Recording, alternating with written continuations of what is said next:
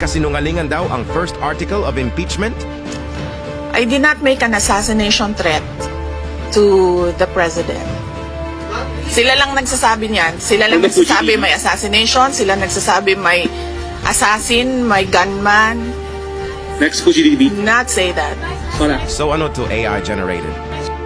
Huwag kang mag-alala, ma'am, sa security ko.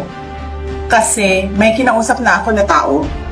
Sinabi ko sa kanya, kapag pinatay ako, patayin mo si BBM, si Lisa Araneta, at si Martin Romales. No joke. No joke. Nagbilin na ako, ma'am. Pag namatay ako, sabi ko, huwag ka tumigil, hanggang hindi mo mapatay sila. And then he said yes. Galing mismo sa bibig mo tapos ngayon itatanggi mo. Huwag mong itwist ang kwento. Kapag ikaw ang nagsalita, totoo. Pero pag binalikan ka, fake news, ha ha ha. May video na, may ebidensya na, may record na, pero may mukha ka pang magsinungaling. Galing mo, Inday.